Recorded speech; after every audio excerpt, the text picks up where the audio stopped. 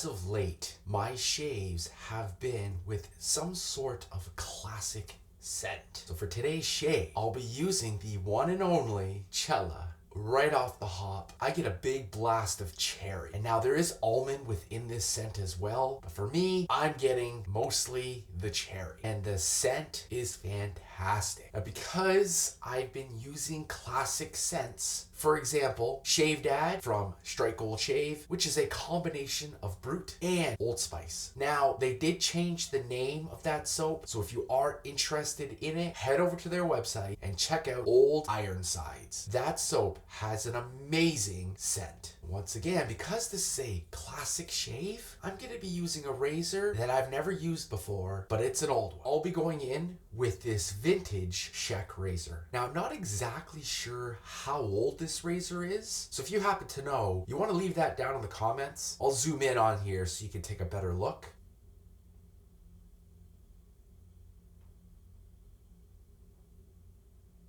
And I mean, hey, while you're leaving a comment, you want to do me a few favors? Oh yeah? Awesome. You want to go ahead and also like this video, share this video, as well as subscribe to the channel. That would be most appreciated. Thanks for the huge favor. Now let's keep going. Now to lather, I'll be using my Phoenix Shaving Spacescape Scuttle 4.0. Right now, it's full of nice hot water, and I'm telling you right now, this lather is going to be tremendous. Speaking of lather and keeping things classic, I pulled out the Simpson T3 synthetic brush. Now once all the growth is cleared out, I'll be ending the shave with Cella Aftershave Lotion. Let's get the shave started with the Phoenix Shaving Cube 2.0.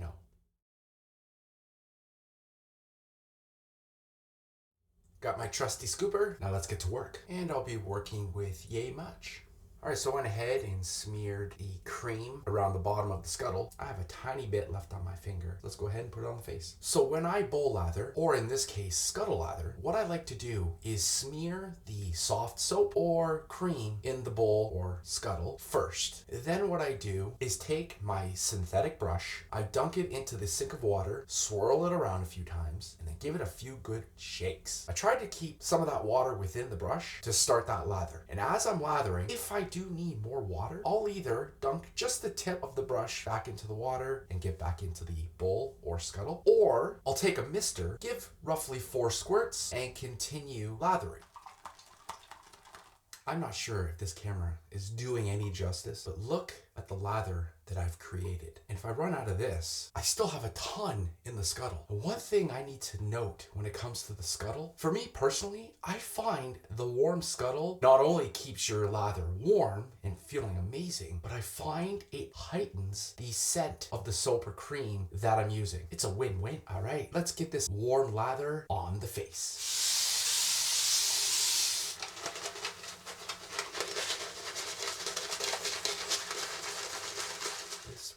Does have a beautiful cherry scent to it. Thoroughly impressed. And now I'll go ahead and load a Tetra blade into the Schick.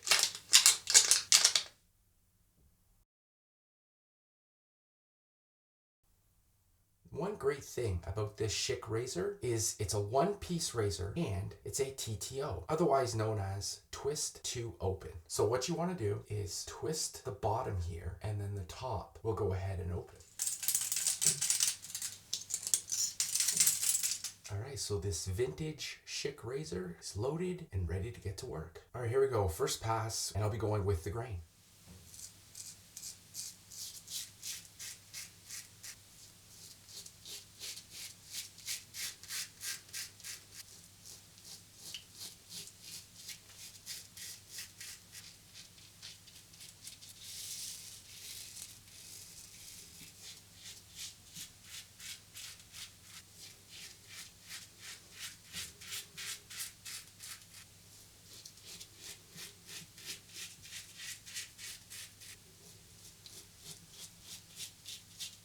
Alright, first pass is done. Right off the hop, this razor feels extremely mild, although most of my vintage razors are on the mild side. So let me go ahead with that second pass.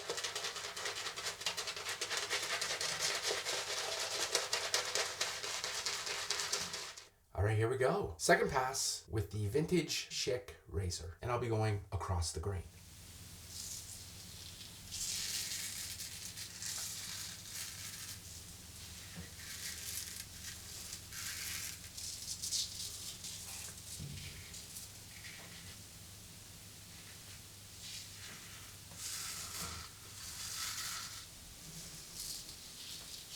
And second pass done. I am so focused on the angle of this razor that I'm not fully enjoying the cream. Now let me get on with that third pass, and hopefully by then I'll have the angle of this razor figured out. If not, it looks like I'm gonna have to have a few more shaves with it just to figure out how to hold that angle.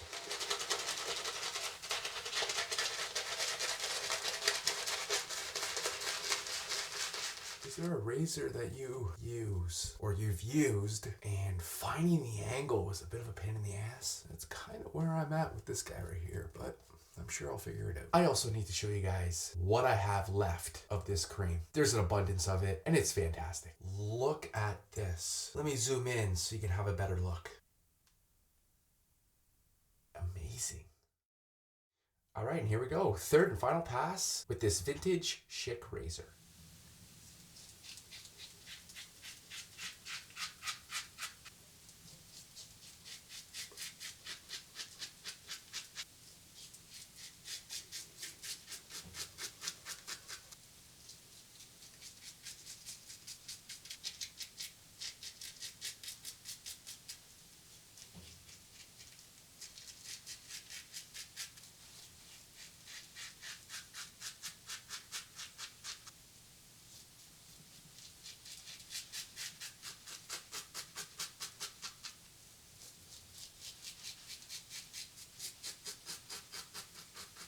And there you have it, third and final pass in the books. So here's what I've learned about this razor. I almost had to keep this on the top cap as I was shaving. Try to angle it, nothing was really happening. So keeping it almost on the top cap as I was shaving was the best way to use this. All right, let me go ahead, wash off the rest of this cream and finish off the rest of the shave. Hold tight. All right, let me get in there with the Parker's alum block. So as of late, I have been learning a heck of a lot. If you're watching this, Doug, I appreciate all the suggestions and advice. Thank you, sir. One thing that I've learned after a year and a half of wet shaving, the alum block serves a bit of a different purpose than what I had originally thought. So if you're new to traditional wet shaving, or you're considering giving it a shot, and maybe this is the first video of mine that you're watching, the alum block serves a bunch of different purposes. One of them I'm going to have to correct. It will help with any irritation or nicks that you may have gotten during your shave. And the one thing that I have just learned, again, thanks Doug, it does not close your pores. It actually tightens your skin because your pores can't actually close. This is the one thing that I love about traditional wet shaving is I'm constantly learning. Even after a year and a half, I'm still picking things up here and there and constantly learning and growing. It's amazing. Now what the alum block also does for me personally, it gives me a good indication on how well that shave went. For example, if my face was really stinging, then I know that I was being way too aggressive and I just need to settle down a little bit. But if there's a slight sting to maybe even a little tingle, then I know, hey, it was a pretty good shave. For example, right now, I feel a slight tingle on my face. This is not BBS by any means, but it's a darn good shave. So what I'm gonna do now is go ahead and clean up my area, wash up my gear, and get everything ready for my next shave. Once I'm done all that, I will go ahead and wash the alum off. And I do recommend washing off the alum. So hold tight while I get everything all cleaned up and ready for my next shave. All right, so this vintage Schick razor is all cleaned up and ready for its next use. And this Simpson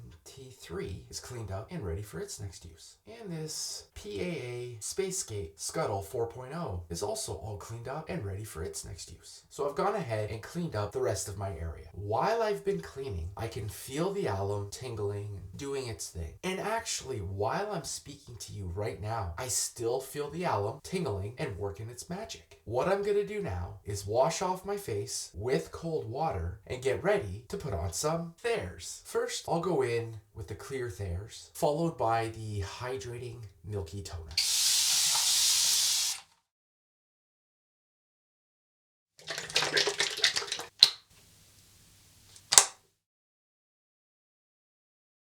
All right, let me go ahead and finish off this entire shave with Cella Aftershave Lotion.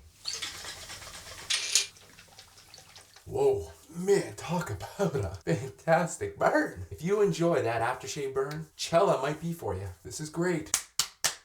If you don't have any Cella, what are you waiting for? Go pick some up. All right, and there you have it. End of the shave. This was a very enjoyable shave. I have really been enjoying the classic soaps and creams, as well as those classic scents that they come with.